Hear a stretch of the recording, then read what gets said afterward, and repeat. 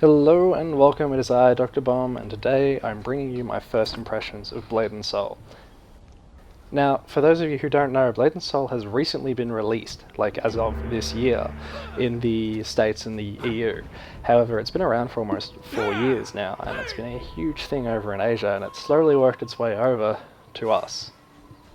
Now, before I get any further with this video, I'm going to simply state that my biggest problem I have with it is that for a game that has like advertised its PvP and it's like arena and it's esports and everything, and then releasing it out and then not giving like even one server in the Oceanic region sucks.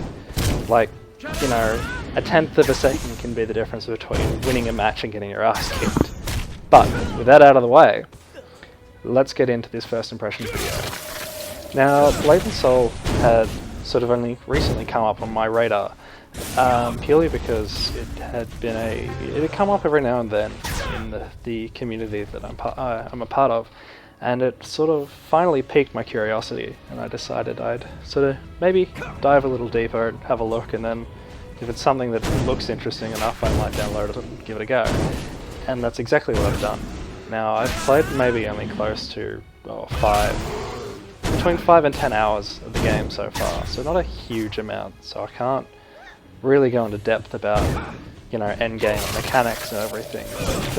This is a first impressions video, so it's, you know, you get in and it's sort of those first few hours that sort of make and break a game for people. And this is exactly what I'm sort of relaying to you guys. So after a fully sort of, it's a rather in-depth character customization and creation process, and you know, you do what you usually do. First character, you spend close to 20 minutes, half an hour making a character and getting it how you want, and then you dive into the game. And I think, like, if I'm going stage by stage, the character creation was actually probably by far one of the better ones that I've come across. It's, you know, it's got more options, it's like a cross between like all the WoW stuff, but more options on top of it, and then you can go even further and have like the individual face customizations, as much like Skyrim has, or Dark Souls, or a lot of those other games. And just having just that flexibility and being able to fine-tune a character like so well is, you know, I found it quite good, and it was quite nice, and it was a simple UI and HUD and everything. It was really, I said it was really nice and it was really good, and so, you know, the character I'm playing is the character I made, and I'm quite happy with how, you know, how in game it's quite well done. So following the character customization, you know, so you've made your character, and natural progression of things is that you're in game. Now, what Blade and Soul does, I feel, better than some of the other MMOs, is that it's really well paced out. You know, your introduction, you've got the general core movement system, and then it goes nicely into combat, and then it's got advanced movement. Oh, sorry, I have those flipped. You go movement, advanced movement, and then your combat system. Like, but it's very basic, and even throughout, you know, your level, after you've left the initial starting zone, you've still got more combat systems to come online. The game actually shows you in a rather well designed way how to use your new skills and then how to combo them together with your already gained skills. And so the whole starting zone and how it teaches you the game is remarkably well done. Now, moving on to the storytelling aspect of things, the game does this quite well as well. So you've got your starting zone, and you've done your basic controls and your combat and all that movement stuff. And then the game sort of throws you, the storyline kicks in and it progresses through, and you have these cutscenes, traditional with like these sort of games, the Japanese sort of games. You have those cutscenes and the action and all that, but it also tries to keep you engaged. And in saying that, as you can see here, however briefly, you notice that a lot of these characters I'm talking to at the moment don't really have dialogue. The core or the storyline characters that you talk to have dialogue, so it's almost like that BioWare storytelling. If you've played Knights of the Old Republic, sorry, not Knights of the Old Republic, but the Old Republic, it's got that sort of aspect to it. It's like you talk to people and they have a full-on engaged dialogue. I think the only difference is you don't get to pick your answer. Yeah. So now that we've covered the character creation and the introduction parts of the game, I'm going to move on to just a general outline of the combat system for the Force Master class, which is what I'm playing. Now it's considered to be a 4 out of 5 star difficulty rating, and early game you don't notice that. The game teaches you how to use your skills and teaches you combos in such a way that it's really useful to do and use. And you just got to try and manage your combos and which are essentially your resource points. This game doesn't have mana, which was another thing to get my head around, but that's a bit pointless at this stage.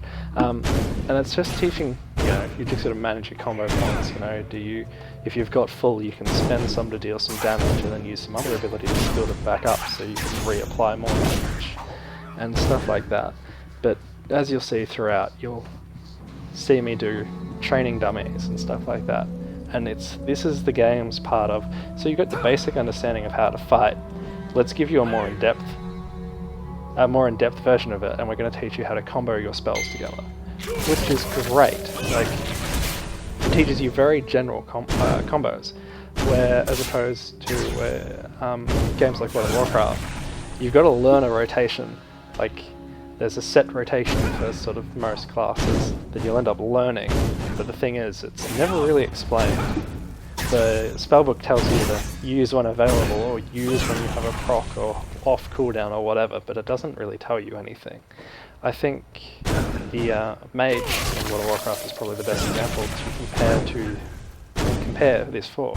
Like, you literally spam your crossbow until you get procs, and then if you've got a proc up, you spend your proc, and then you've got a couple of other things to either mitigate damage or to help burst and open rotations and stuff. But outside of that, it's literally just spamming crossbow. Oh, this is off cooldown, I can use this now. And you use it, and then you get a proc for something, and cool, I can use this for free. Blade and Soul doesn't do that. It's, you know what, you've got all these abilities, you have access to all these abilities.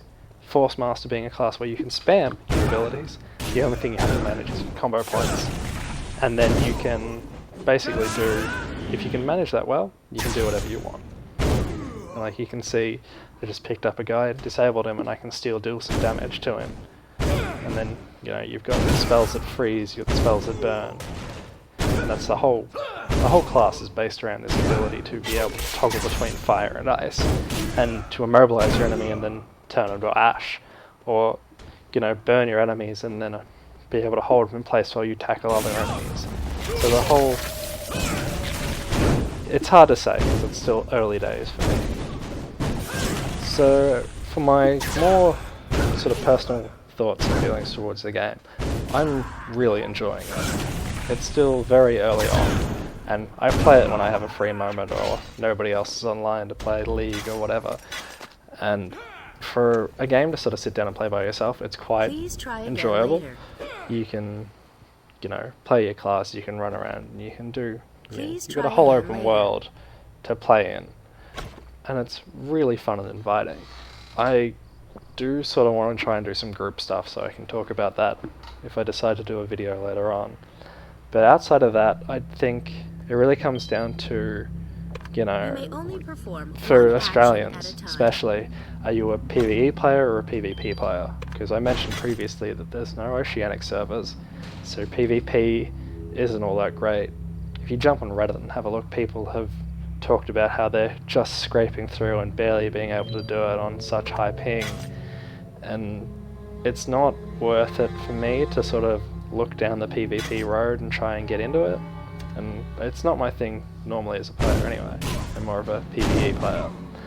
But I do feel overall with the whole server issue aside, this game is quite enjoyable and it's worth actually having a look at and maybe spending a couple of hours playing. Like, there are plenty of other classes I say plenty, there's probably only a handful more, and you know, races and different things, but it's all inviting, it's all really, like, really good. Like, it can feel like it's holding your hand through some of it, but then at the same time, you know, this game could have a difficulty curve I haven't seen yet. You know, I might be sitting there going, oh, I'm so glad that the game held my hand through this point, because I'd have no idea what to do now.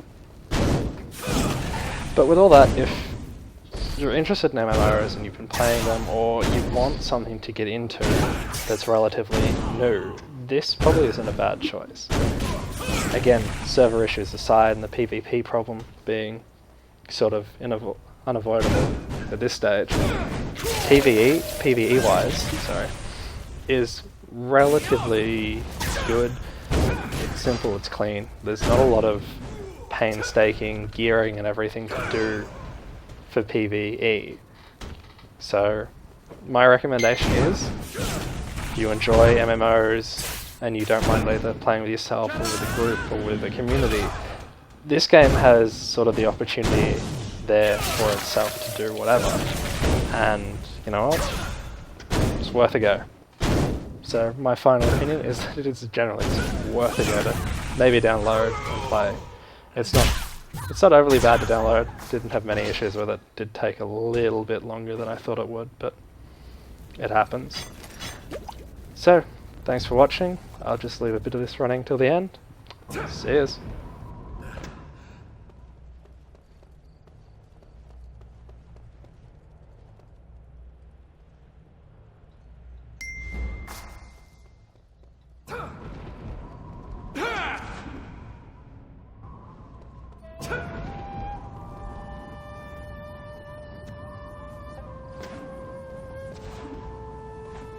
Took your time getting here, huh? Alright, for today's lesson, I made up something special. Look, I made like 100 of these things up on Heaven's Reach. This special dummy loves to get hit with Frost Palm. It's got a charm on it that will allow it to react to your... Frost Palm is really useful. I think 3 hits of Frost Palm. Be careful when practicing.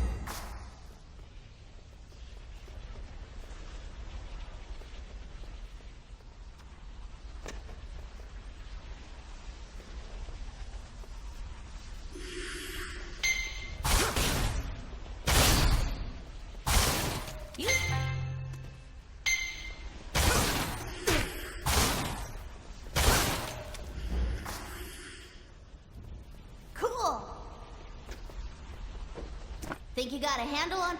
Frost Palm is a good example of a skill that gives you an opening to use other skills.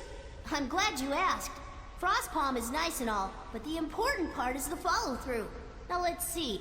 Impact, of course. Let's practice this new combo. Concentrate.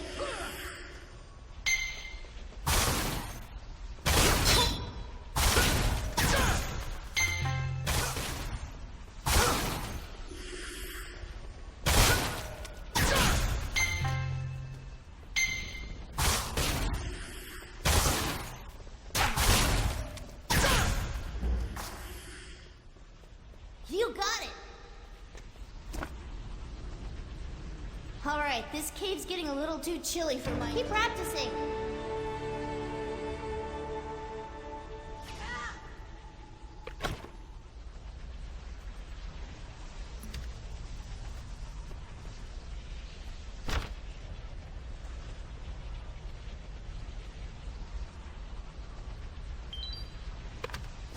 You're mine!